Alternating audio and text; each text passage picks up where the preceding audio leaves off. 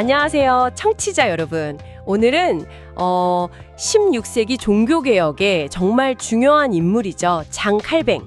그의 핵심 저작인 기독교 강요 중에서 좀 뜨거운 논쟁거리였던 유아세례 문제를 한번 깊이 파고 들어가 보려고 합니다. 네, 저희가 오늘 다룰 텍스트는 1559년에 나온 라틴어 최종판을 우리말로 옮긴 기독교 강요 제4권 16장입니다. 맞습니다. 오늘 저희 목표는요. 당시 이제 제세례파라고 있었잖아요.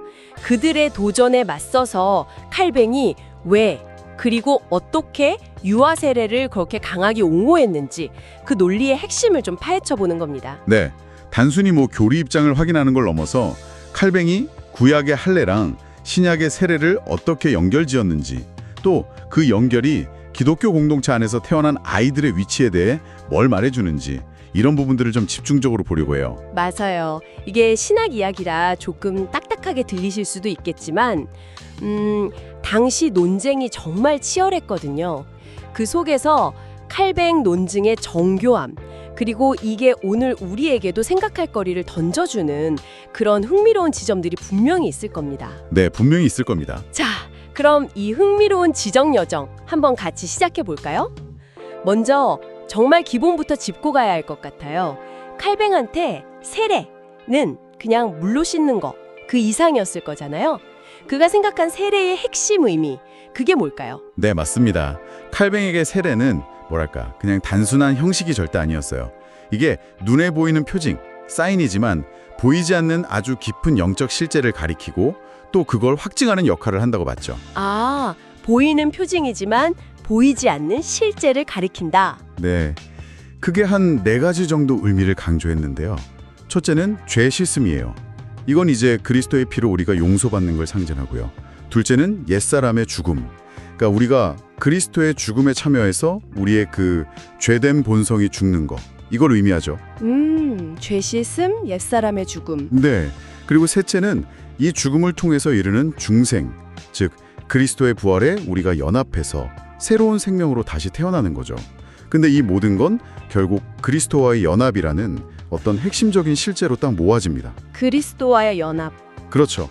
그리고 마지막으로는 이 모든 어떤 내적인 경험을 공동체 앞에서 공개적으로 고백하고 내가 이제 교회의 일원이 되었다, 이걸 알리는 공적 신앙 고백의 징표 역할도 했다는 겁니다.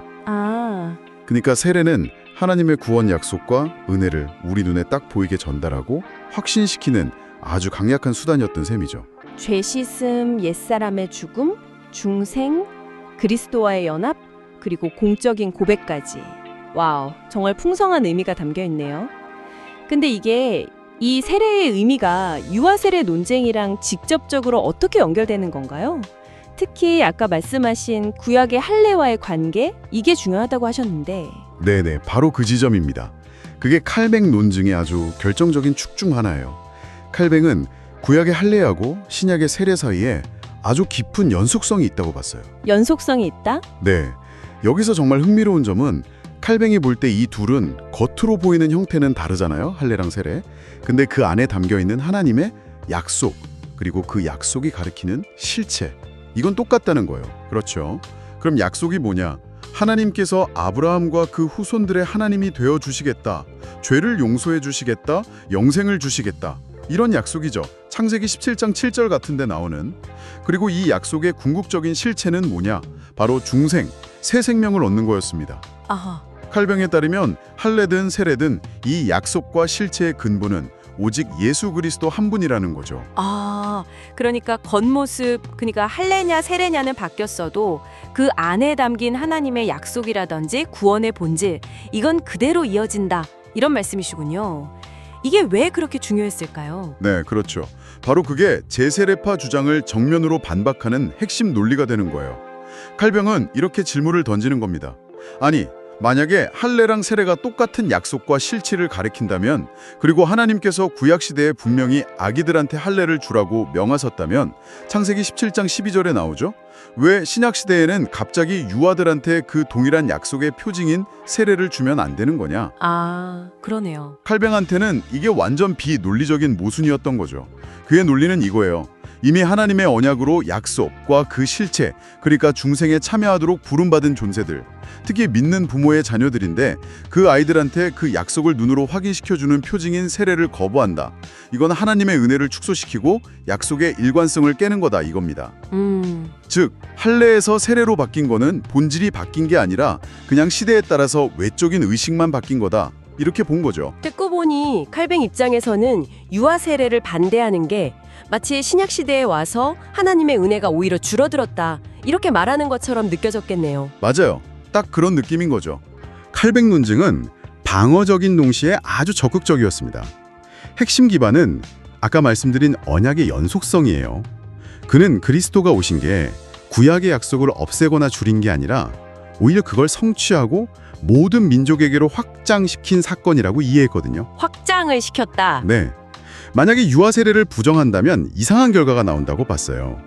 신약시대 그리스도인 부모가 자기 자녀를 향한 하나님의 약속에 대해서 구약시대 유대인 부모보다 오히려 더 불확실한 상태에 놓이게 된다는 거죠. 아, 그건 좀 이상하네요. 그렇죠. 칼뱅한테는 이건 하나님의 그 은혜로우심에 전혀 맞지 않는 일이었던 겁니다. 그 지점이 진짜 흥미롭네요. 아니, 은혜가 더 풍성해졌는데 왜 자녀들은 그 표징에서 제외되어야 하느냐? 약간 이런 반문인 거잖아요. 혹시 성경적인 근거 같은 것도 들었나요? 그럼요. 중요한 성경 근거들을 제시합니다. 대표적인 게 고린도전서 7장 14절이에요. 아, 고전 7장 14절. 네. 여기서 사도 바울이 부모 중에 한 사람만 믿어도 그 자녀들은 거룩하다 이렇게 말하거든요. 칼뱅은 이 거룩함이 그냥 의식적으로 깨끗하다 이런 뜻이 아니라 하나님의 언약 관계 안에 속해 있다는 걸 의미한다고 해석했어요. 오, 단순한 상태가 아니라 관계적인 거다. 그렇죠. 즉, 믿는 가정의 자녀는 이미 태어나면서부터 언약 백성으로 간주된다. 그렇기 때문에 언약의 표징인 세례를 받을 자격이 있다. 이걸 아주 강력한 논거로 삼았던 거죠. 거룩하다는 말이 언약 공동체 소속을 의미한다. 야, 이건 상당히 중요한 포인트 같은데요. 단순히 도덕적 상태가 아니라 관계적 개념으로 봤다는 거. 또 다른 근거는 없었나요? 아, 또 있죠. 마태복음 19장에 나오는 예수님이란 어린아이들 이야기. 이것도 핵심 글고로 씁니다. 아, 애들 막 데려왔는데 제자들이 막았던 그거요? 네, 맞아요. 제자들이 애들 오는 거 막으니까 예수님이 오히려 어린아이들이 내게 오는 것을 용납하고 금하지 마라. 천국이 이런 사람의 것이다. 이렇게 말씀하시면서 애들을 안고 축복해 주신 그 사건이죠. 칼뱅은 여기서 아주 날카로운 질문을 던져요.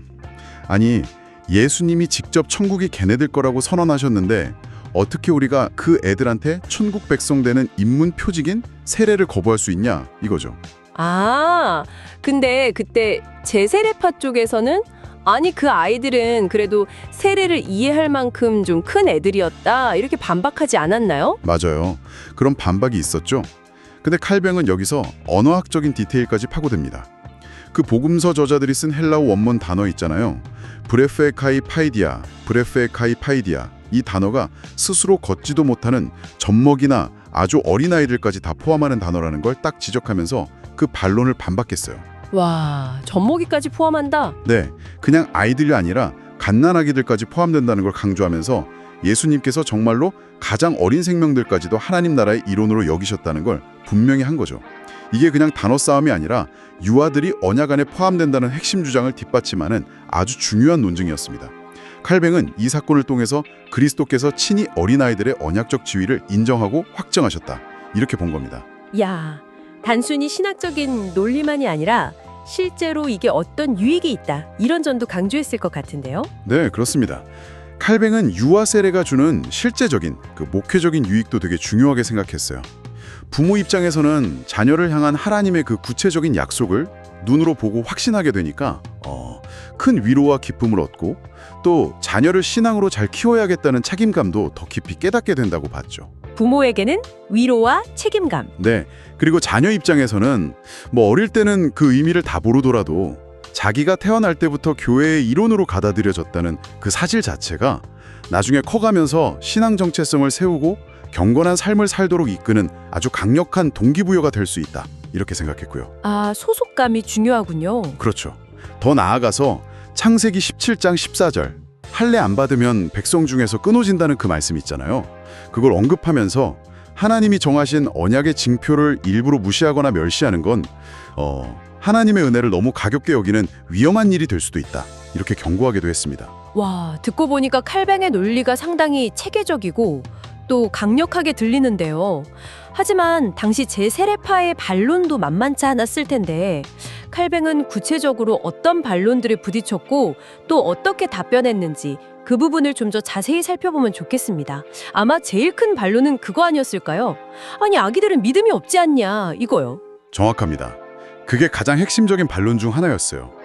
제세례파는 세례가 개인의 신앙 고백에 근거해야 한다고 믿었기 때문에 스스로 믿음을 고백할 수 없는 유아에게 세례를 주는 건 성경적이지 않다, 이렇게 주장했죠. 네. 여기에 대한 칼뱅의 답변은 하나님의 주권적인 능력하고 성령의 신비로운 역사, 여기에 초점을 맞춥니다.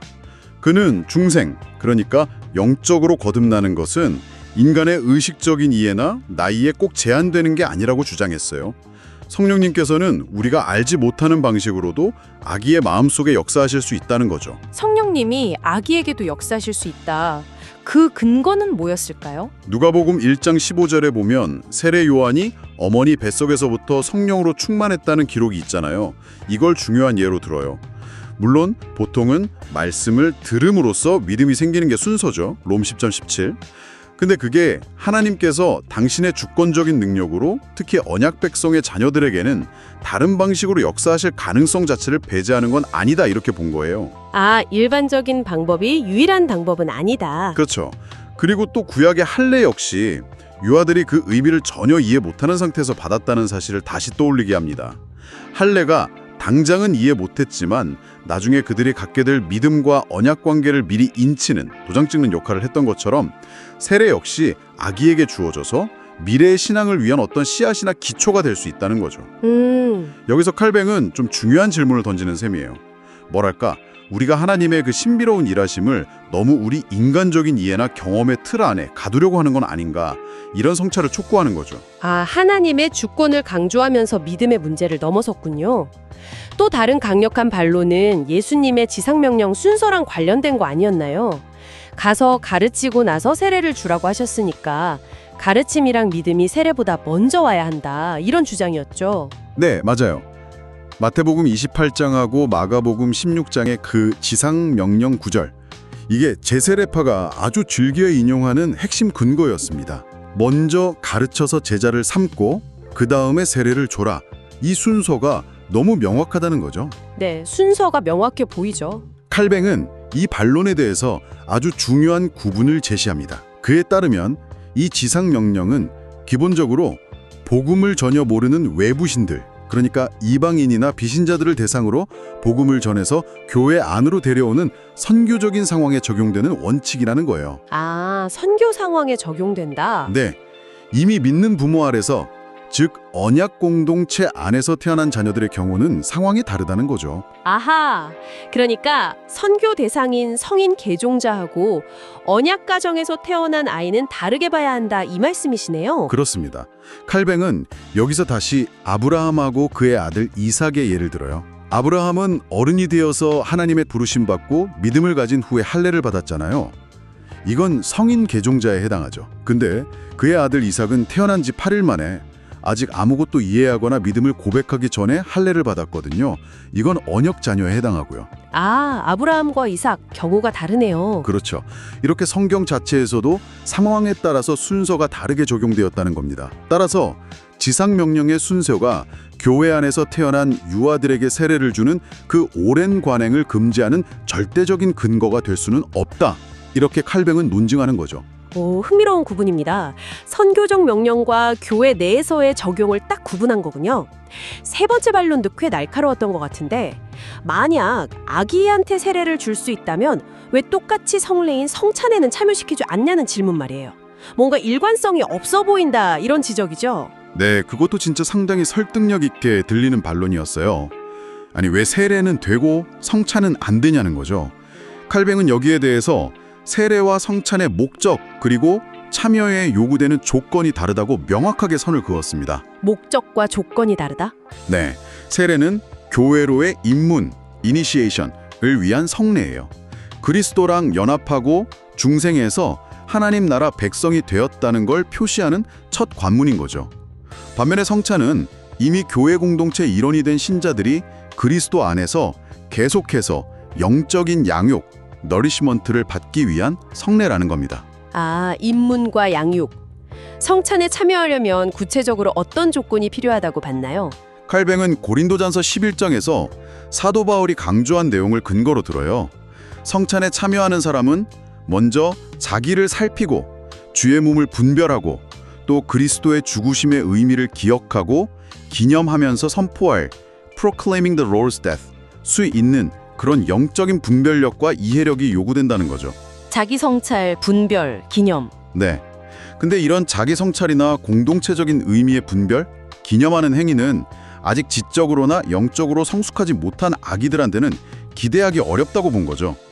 그래서 세례는 받을 수 있지만 성찬 참여는 스스로 신앙을 고백하고 그 의미를 이해할 수 있는 나이가 될 때까지 기다려야 한다. 이렇게 주장했습니다. 아, 여기서도 혹시 구약이랑 비교 같은 걸 했나요? 네, 아주 적절한 유비를 사용합니다. 구약 시대에도 아기들은 태어난 지 8일 만에 할례, 즉 세례에 해당하는 거죠. 할례는 받았지만 6월절 식사, 이건 성찬에 해당한다고 볼 수 있는데 거기에는 참여하지 않았거든요. 그랬군요. 출애굽기 12장 26절을 보면 자녀들이 6월절 의식의 의미에 대해서 묻거든 그 의미를 가르쳐주라고 되어 있어요. 즉 6월절 식사는 그 의미를 묻고 이해할 수 있는 나이가 된 다음에야 참여할 수 있었던 것처럼 성찬 역시 마찬가지라는 설명입니다. 입문과 양육의 차이를 여기서도 분명히 한 거죠. 와, 칼뱅은 정말 반론 하나하나에 대해서 성경적으로 또 논리적으로 아주 철저하게 대응을 했군요.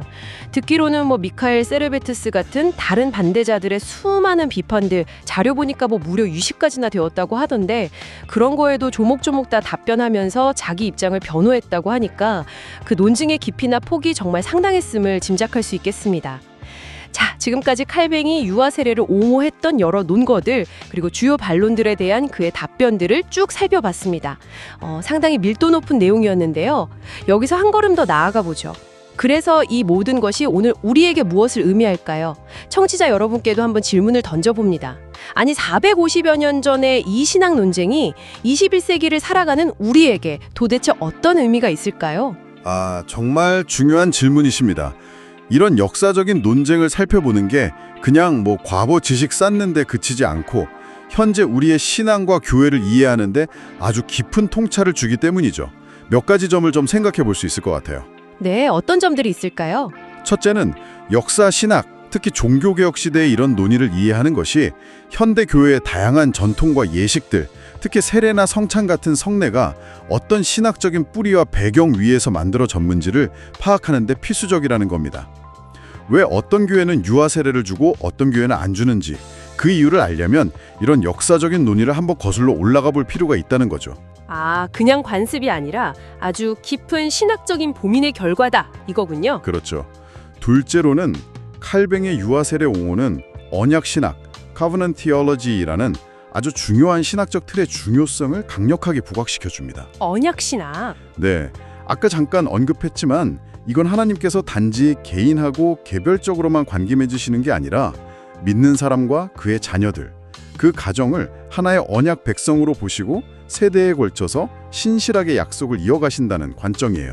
아, 세대에 걸쳐서? 네, 이 언약 신학적인 관점은 오늘날 우리가 개인 신앙뿐만 아니라 신앙 공동체와 가정의 중요성, 그리고 세대 간의 신앙 전술을 어떻게 이해해야 하는지에 대해서 깊이 생각하게 만들어요.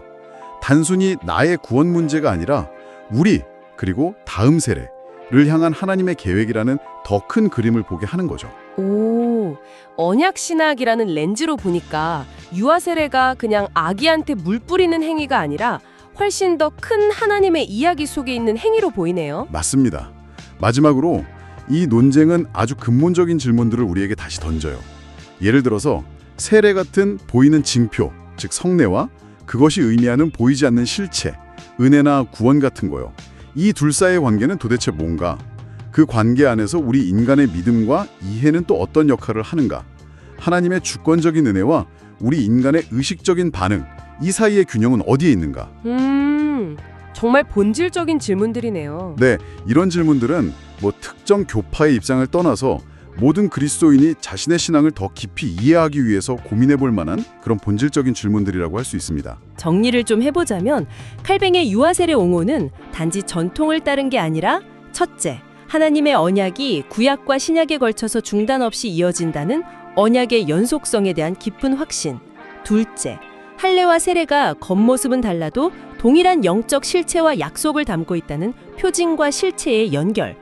그리고 셋째, 믿는 부모에게서 태어난 자녀는 비록 스스로 믿음을 고백하거나 그 의미를 완전히 이해하지는 못하더라도 이미 하나님의 언약 공동체의 일원으로서 은혜의 대상이 된다는 언약적 포함의 관점. 여기에 아주 깊이 뿌리내리고 있었던 거군요. 네, 정확하게 요약해 주셨습니다. 이제 마지막으로 청취자 여러분 각자에게 한번 던져볼 만한 성찰 질문을 하나 제안하고 싶습니다. 네, 어떤 질문일까요? 칼뱅은 유아 세례를 부정하는 것이 여러 세대에 걸쳐서 확장되는 하나님의 그 은혜로운 언약 관계에 대한 시야를 부당하게 좁히는 것이라고 아주 강하게 주장했습니다. 오늘날 여러분이 어떤 세례 전통에 속해 계시든지 간에 한번 이렇게 스스로에게 물어보시면 어떨까요? 네. 하나님께서 믿는 자와 그 후손에게 주시는 이 언약적 약속에 대한 나의 이해가 오늘날 우리 신앙 공동체 안에서 자라나는 어린이들의 영적인 지위와 잠재력을 바라보는 나의 관점에 구체적으로 어떤 영향을 미치고 있는가? 아, 나의 언약 이해가 다음 세대를 보는 나의 관점에 어떤 영향을 미치는가? 네, 이 질문에 대해서 한번 깊이 생각해 보시면 자녀와 다음 세대에 대한 우리의 책임과 기대를 좀 새롭게 발견하게 될지도 모르겠습니다. 네, 정말 곱씹어 볼 만한 질문입니다. 오늘 장 칼뱅의 유아 세례론이라는 어쩌면 조금 어려울 수 있는 주제를 통해서 우리의 신앙과 공동체를 돌아보는 깊이 있는 탐구의 시간을 가졌습니다. 끝까지 함께해 주신 청취자 여러분께 진심으로 감사드립니다. 네, 감사합니다. 다음 시간에도 흥미롭고 또 유익한 지식의 세계로 여러분을 안내하겠습니다.